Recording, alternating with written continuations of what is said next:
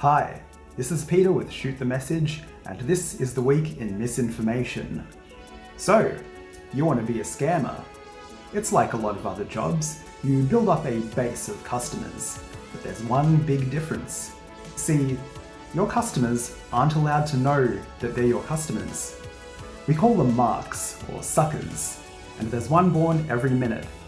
And the great news is, you'll never be one, because when you learn how to scam, how scams work, you learn how not to get scammed. Now, you also may be wondering, how do I get into this game? Isn't it a little bit saturated? I mean, how am I going to compete? Everywhere I look, there's a scam. I open my email, and there's a scam pretending to be my bank, and it's pretty convincing. I get a robocall pretending to be the government. I get a call from someone who's saying they're my mother. And they sent a pretty convincing text as well. In fact, it even says "Mum" in the messenger line. Well, there's a lot going on here. Now, you're probably wondering, why are there so many scams out there? What is a scam exactly? And what isn't a scam, even though I keep being told it is? First, we have to know about the competition, because there's a lot out there. Why is there so much competition? Because it's so easy to copy, and that's what the scams are doing right now. See, you've probably noticed a bit of a predictable pattern going on. Pretending to be the bank, pretending to be your parents. It's something called social engineering, which is actually a form of hacking, and probably the most successful one, because it goes for the most vulnerable part of any system, the human part, the part that can be tricked. Now what happens is that the scammer goes in and gains access to something that they wouldn't usually have access to, something that we wouldn't usually give them. You see what we're saying here? When you get the main patterns and you figure out how the basic scams work, you pretty much figure out how most of them are working, because all good scammers are copying each other right now. And even though 99% of people won't fall for it, that other 1% will. Those are your suckers, and you're going to make big money from them. So, why do we try to reach so many people at once? Well, scams are one of those last pieces of the golden age of advertising. See, in the good old days, you would send your ad out to as many people as possible. You'd put it on billboards. You'd put it next to the news that everyone watched. You'd put it into newspapers and into flyers that went into everyone's mailbox. And most people would ignore it, but that small little coterie of people would pay attention, and then they would give you everything. So how did we get them? Well, we gave them one little opener, a hook, that would tap on their heartstrings. Hey, it's Mum. I think I'm in trouble. Or, hey, it's the law. Your bill is overdue. So you've got this hook that's going to grab them and get them emotional. The next thing to do is to distribute it as cheaply as possible.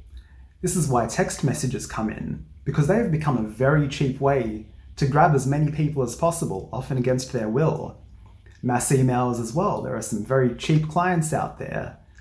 And in fact, there are some very convincing templates that can make you look like the government or a bank. And scammers copy all this off each other to save as much time as possible. You know, you want the maximum profit for the minimum input. And, you know, if you wanted to put in effort, you'd get a job. Once you've got your emotional message out, using the cheapest means possible, whether it be a robocall, a mass SMS, or a mass email, wait for the real ones to come in. How do you know who they are? Because you've asked them for a minimum piece of commitment. It may be a small cash deposit, and it may be something as simple as giving their date of birth. If you know their name, or even just their number and date of birth, you can take their entire identity. But the scam will be going for a little bit more here, because once the person has put in that little bit of commitment and proven that they're a real one, now they can start talking to a human who can manipulate them in real time and begin to take them for all they're worth. It could be 100 at a time, it could be 1,000 at a time. Eventually, it'll be the whole bank account. So those are the bare bones of a scam. Now here are another couple of little tricks and techniques that the scammers use to great effect. Now, when you're sending that mass email, in that line where you usually write your name, try writing something that looks a little more legitimate.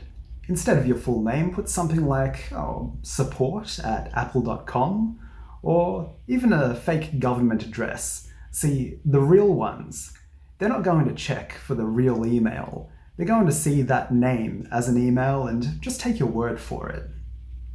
And you can do another thing to kind of trick people and separate the wheat from the chaff. Throw in a few typos, a few deliberate errors. The Nigerian prince emails used this to great effect. See, a boring old critical thinker is going to look at that and say, a lot of typos here. I don't think this person actually is a Nigerian prince. But a real one, they won't care about that. They'll be much easier to fool. Now you may be thinking, it's not that simple, is it? I feel ripped off all the time. Every day going through life, I feel a little bit lied to. Well, there are plenty of things out there that feel a little scammy, but a lot of them aren't scams at all. And the ones that are dishonest, they're not our game. See, when the self-serve checkout asks you for charity, do a little research, look up the charity, you'll find it's real.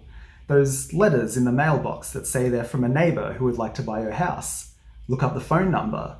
And if you notice that it's from a real estate agent hours away, now it may be dishonest, but it's not that illegal. When you're asked for a tip in a restaurant, in a country that doesn't usually tip, feels dishonest? Technically not illegal. That game's been around longer than our game has.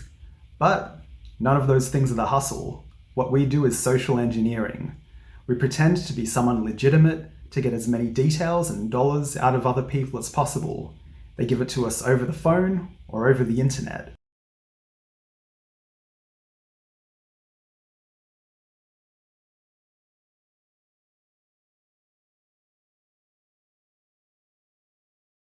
Was that helpful? You've probably figured out by now that I'm not actually a scammer. I run a media literacy platform called Shoot the Message, helping you keep safe and well-informed in a world made and run by messages. Some helpful, some harmful. And the more you support me, the more we can achieve. Hit the link in the description now, which will take you to this website.